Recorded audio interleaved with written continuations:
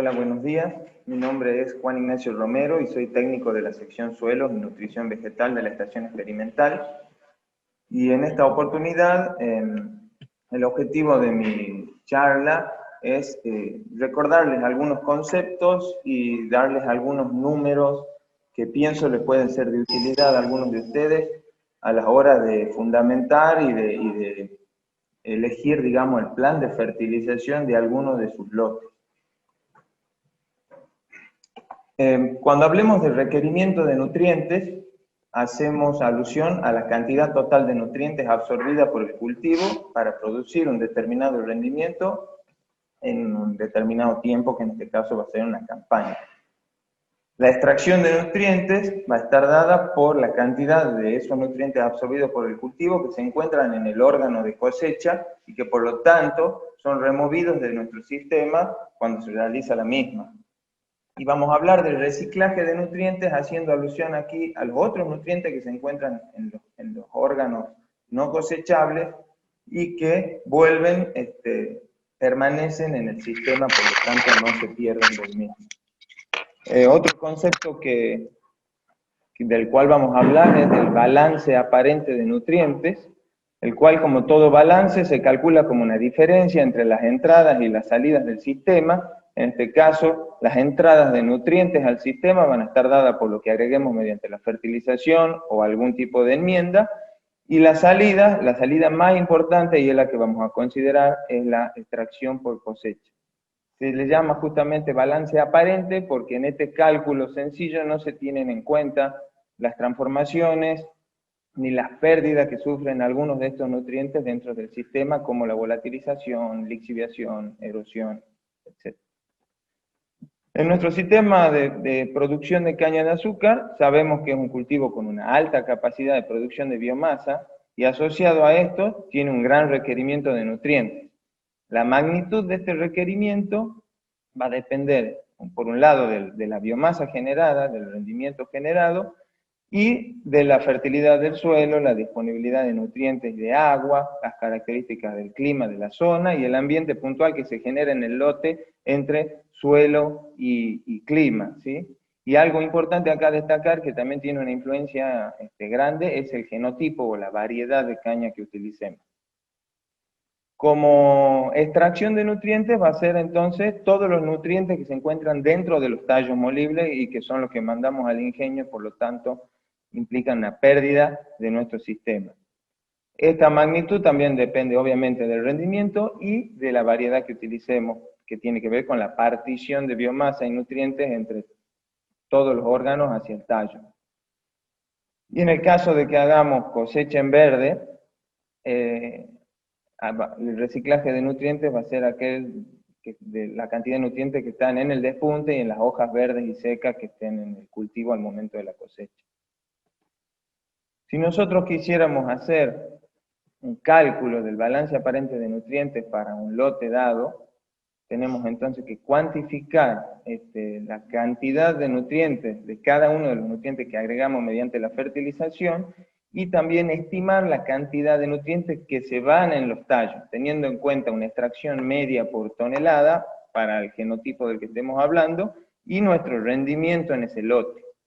Tengamos en cuenta que en la extracción por cosecha, en los tallos se están yendo de nuestro suelo todos los nutrientes esenciales que absorbe el cultivo para su crecimiento y su desarrollo, de los cuales muchos de ellos ni siquiera se nos cruza por la cabeza a la hora de pensar en la fertilización del cultivo, pero que ya son cada vez más campañas de extracción sin reposición. Entonces poco a poco estos balances negativos pueden ir llevando a valores más críticos para el cultivo. Cuando pensamos en fertilizar, en nuestros suelos, normalmente pensamos solo en nitrógeno, sobre todo en las cañas ocas, y en algunos casos, cuando el análisis de suelo así lo justifica, pensamos en agregar fósforo, y a veces podemos pensar en agregar potasio. Nosotros podemos manejar distintos criterios a la hora de planificar nuestra fertilización. El que prevalece en nuestros cañaverales es el criterio de suficiencia, el cual, en manera simple, consiste en agregar la mínima cantidad necesaria del nutriente para que el cultivo nos produzca el máximo rendimiento posible en esa condición. Este es el criterio que nosotros utilizamos, por ejemplo, para la fertilización con nitrógeno y fósforo. En el caso de nitrógeno, es el único que debemos manejar, porque es un nutriente, como todos saben, muy móvil y de muy baja residualidad en el suelo. Entonces hay que agregar la mínima cantidad de fertilizantes sintéticos para obtener el máximo rendimiento posible. En el caso del fósforo, siguiendo este criterio, digamos, lo que tenemos que hacer es un análisis de suelo, compararlo con los valores umbrales establecidos por el cultivo, y en función de eso ya hay dosis ajustadas. Pero estas dosis, como le dije, buscan obtener el máximo rendimiento posible, pero no estamos teniendo en cuenta lo que pasa con el balance en el suelo. Entonces aquí aparece el segundo criterio que podríamos manejar, que es el criterio de reposición de nutrientes, en el cual deberíamos devolverle al sistema lo que se pierde del mismo con la cosecha, al menos de aquellos nutrientes que pensemos que estamos cercanos a valores que pueden ser limitantes. Y por último, el criterio de reconstrucción, que es cuando ya tenemos suelos con niveles por debajo de los valores críticos y necesitamos levantar esos niveles, hay que devolver la extracción por cosecha y agregar un extra para ir levantando la disponibilidad.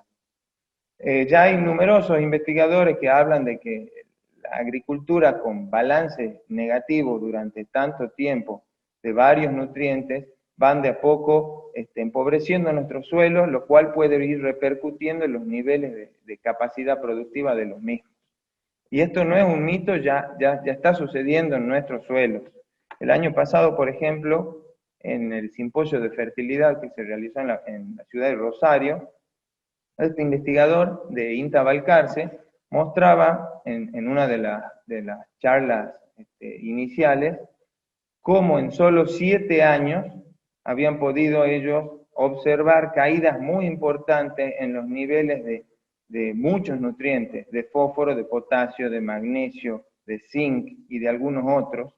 Entonces, era como un llamado a la atención para todos los que estábamos ahí escuchando, de que no es un mito, los suelos sí se van empobreciendo con la extracción por cosecha y en algún momento nos van a empezar a sacar facturas. De hecho, el autor comentaba cómo hoy en esa zona, recordemos que la pampa húmeda, algunos de los mejores suelos del mundo, ya cada vez son más los sectores con respuesta positiva al agregado de nutrientes como azufre, zinc, que antes no era necesario hacer. Ahora les voy a comentar los resultados de un ensayo realizado en Overo Pozo durante 4 campañas, que los valores obtenidos aquí de requerimientos de extracción le pueden servir de referencia al que quiera hacer una estimación del balance en sus lotes. Se trabajó con la variedad más plantada en la provincia, el SP85384, y los resultados que les muestro son el promedio de 4 socas sucesivas. Había parcelas con riego por goteo y parcelas en secano. En este caso, lo tomemos como 2 niveles de producción diferentes. Las parcelas de riego por goteo dieron, en promedio, en cada soca, 110 toneladas por hectárea, y las parcelas a secano, 78 toneladas por hectárea. Se fertilizó cada soca con 90 kilos de nitrógeno por hectárea por año, y como el nivel de fósforo en el suelo estaba en 21 22 partes por millón de Bray2, la dosis recomendada para esa situación era de 20 kilos de pentóxido por hectárea y por año. Entonces, en la biomasa aérea de ese cañaveral, nosotros cuantificamos cantidades de nitrógeno de entre 150 y 190 kilos por hectárea, alrededor de 20 kilos de fósforo elemento por hectárea, entre 300 y 400 kilos de potasio, entre 30 y 45 de calcio y alrededor de 20 de magnesio. Siempre mayor requerimiento en los lotes de mayor producción. ¿Sí? Eso, cuando tenemos mayores producciones, el requerimiento y la extracción con la cosecha siempre va a ser mayor. Cuando cuantificamos cuánto de estos nutrientes se encontraban en los tallos molibles, bueno, obtuvimos estos valores que están en las tablas, pero abajo para hacerlo un poco más didáctico, les muestro en porcentaje la partición, digamos, de los nutrientes entre los tallos y el resto de los órganos, y podemos ver que, por ejemplo, de nitrógeno, la mitad del nitrógeno se encuentra en los tallos y la otra mitad se encontraba en el RAC. Mientras que fósforo y potasio se particionan preferencialmente hacia los tallos y teníamos un 65% que se perdería con la cosecha. Y bueno, el calcio pasa a lo contrario, solo un 30% es exportado con la cosecha y un 70% estaría volviendo al sistema con el RAC. El magnesio, el comportamiento es similar al del nitrógeno. Si con estos datos hacemos un cálculo del balance aparente, considerando que se hizo cosecha en verde, es decir, el RAC permaneció como mulching en el lote, podemos ver aquí en celeste y en rosa la magnitud de las pérdidas del sistema en un plazo de 5 años, aquí considerando ya la caña planta, además de las 4 socas. Vemos que se perdieron entre 900 y 1200 kilos de potasio por hectárea, entre 40 y 60 kilos por hectárea de calcio y de magnesio. Aquí esta entrada de calcio se debe a que la fuente de fósforo fue el superfosfato triple, que aporta algo de calcio. Para el nitrógeno y el fósforo, que son los dos elementos con los que normalmente pensamos a la hora de fertilizar nuestro lote, voy a hacer algunas aclaraciones particulares. En el caso del nitrógeno, recordemos que es un nutriente de muy baja residualidad en el suelo y que está expuesto a grandes pérdidas por volatilización, lixiviación, desnitrificación, según la condición, el tipo de suelo, etc. Pero lo que no tenemos que cometer, el error que no tenemos que cometer es pensar en que si nos da un balance negativo, podríamos pensar en levantar un poco estos valores, agregando mayores dosis de fertilizante sintético, ¿sí? En realidad, si aquí nosotros queremos hacer un manejo sustentable del nitrógeno y aumentar el stock de nitrógeno en nuestro suelo, tenemos que apuntar a aumentar el porcentaje de materia orgánica y en el uso de los fertilizantes sintéticos respetar a rajatabla las dosis, momentos, fuente y ubicación recomendada para cada situación. Además, también podemos pensar en la incorporación de biofertilizantes que son más amigables, digamos, con el ecosistema, pensando de ir generando un sistema cada vez más sustentable en el mediano y largo plazo. Para el caso del fósforo, la situación es distinta. El fósforo sí es un nutriente residual en el suelo y sí podemos pensar en un criterio de reposición o de reconstrucción. Si hacemos un balance anual de lo que pasó en este lote en particular, por el valor de fósforo que nosotros teníamos en el suelo, la dosis recomendada era de 20 kilos de pentóxido por hectárea por año.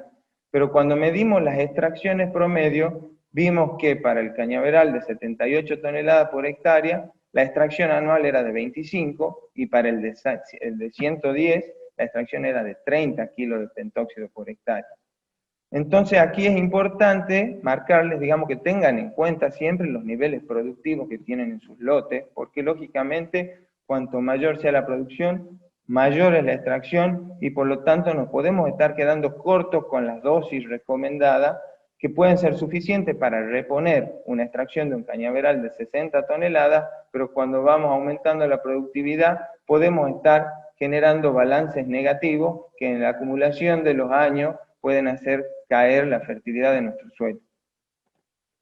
Esta es una simulación, simplemente con los datos que teníamos de nutrientes en los RAC, simulamos el balance, si se hubiera eliminado la totalidad del mismo, además de la extracción por cosecha, y pueden ver la magnitud de las pérdidas, cómo se multiplican. Entonces aquí básicamente remarcarles una vez más prácticas o temas como la quema del cañaveral, además de todos los otros perjuicios que ya sabemos que ocurren, además nos genera pérdidas de nutrientes y balances más negativos todavía año a año.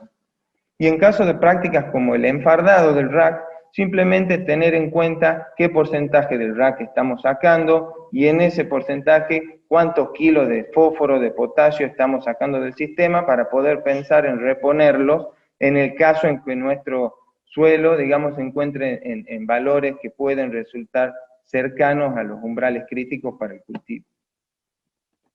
Por último, para cerrar, recordarles este tema, que es una obviedad, pero es importante que lo tengamos en cuenta. A mayor rendimiento, mayor extracción de nutrientes de nuestro suelo. Y si queremos hacer un manejo sustentable de los lotes, hagamos un buen diagnóstico, un buen muestreo de suelo, veamos en qué niveles manejamos de los nutrientes más importantes. Si tenemos una situación de alta disponibilidad de nutrientes, podemos permitirnos balances negativos durante un X número de años, pero si tenemos valores de disponibilidad de algunos de ellos cercanos a los críticos, no esperemos caer por abajo de los mismos, ya deberíamos empezar a pensar en balances al menos neutros o en lo posible positivos, utilizando criterios de reposición o de reconstrucción. La fertilidad de nuestro suelo no es eterna, nuestros suelos nos vienen subsidiando durante ya muchos años, donde solamente podíamos pensar en agregar nitrógeno, pero sucesivos balances negativos pueden irnos llevando a perder la capacidad productiva. Entonces, algo que tenemos que tener presente, este balance de nutrientes. Nada más. Muchas gracias.